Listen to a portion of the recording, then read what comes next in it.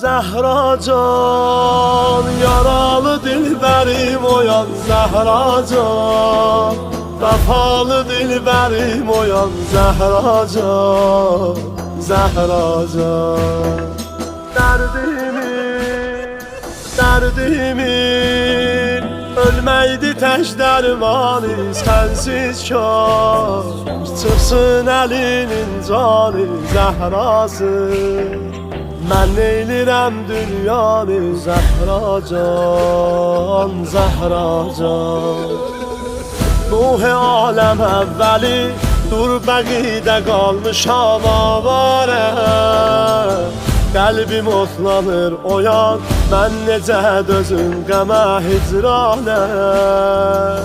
Çarəsiz ki qalmışam, dərd əlində olmuşam biçarə.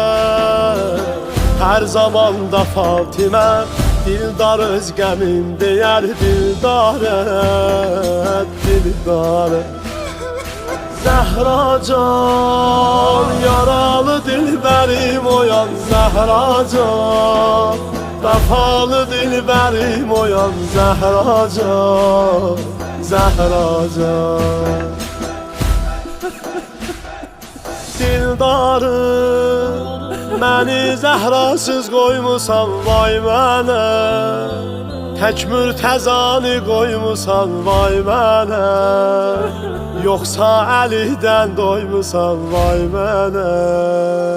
Zəhracan, əldə beyyəti o gün eyliyibdi düşmənim bəhanə.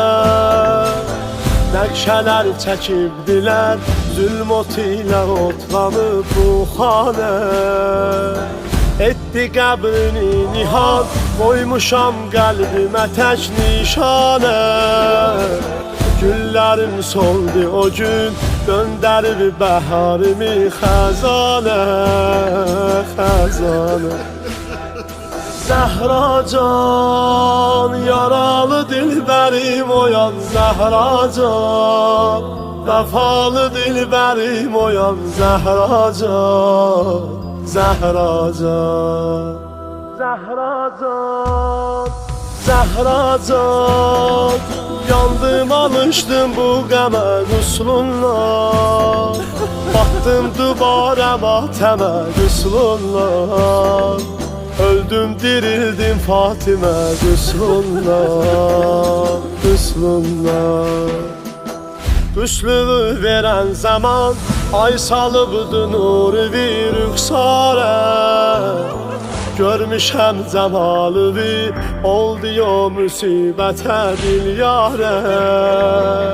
Qəlbim otlanıb mənim, zülfünü çəkən zaman kənarə. Tar olubdu gözlərim, görmüşəm ki tək qalıb quşbarə.